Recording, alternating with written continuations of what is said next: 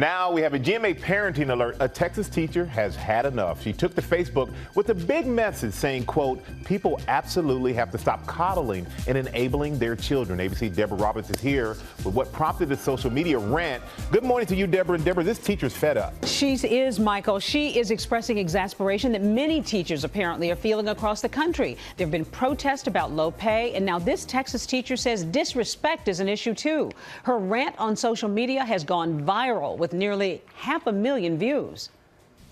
This morning, a frustrated teacher striking a nerve. I've had responses from people literally all over the world. People everywhere relating to sixth grade teacher Julie Marburger, who was so fed up with bad behavior from students and parents that she resorted to social media to vent, writing teachers get treated so disrespectfully from all sides, and that parents have become far too disrespectful and their children are even worse, and adding people absolutely have to stop coddling and enabling their children. It will not serve them towards a successful and happy life.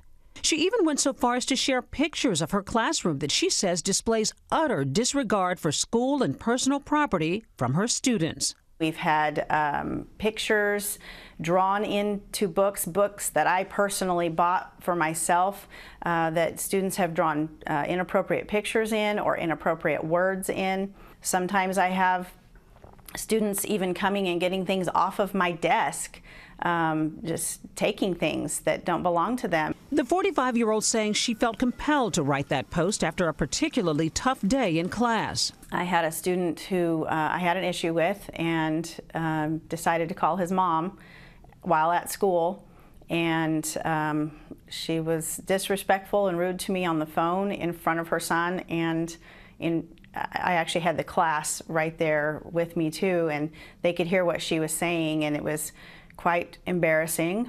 Marburger saying while she never expected to get so much attention, the reaction from parents, teachers, and her administration has been positive. I was worried after this kind of blew up all over Facebook that people would be offended by it, and what I found is that I'm getting more support now.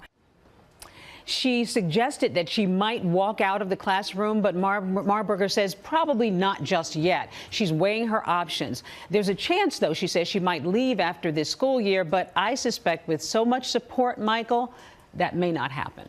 All right, thank you so much, Deborah. She definitely needs some support. And for more perspective on this, Erica Suter, editor of Mom.me, is joining us right now. And Erica, this sounds like this teacher has the recipe for disaster right now. Yeah. What can they do to turn this situation around? Well, first, the parents have to get involved. I mean, you can't ignore it. It's not fair to the teacher, it's not fair to the other students, and it certainly doesn't do your child any favors. So parents just start looking at their relationship with the teacher as a partnership. They have to work together to give their kids the best educational experience possible and make sure they're doing the right thing.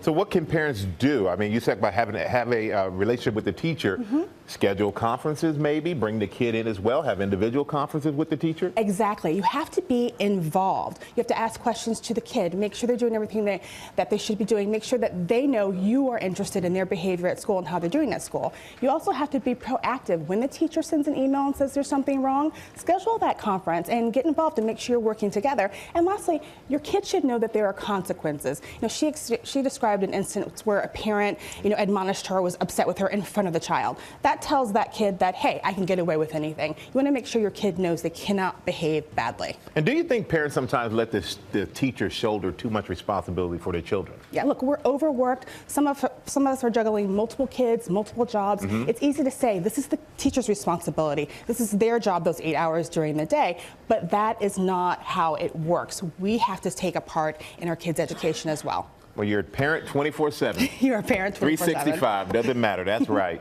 Erica, thank you so much. We appreciate it.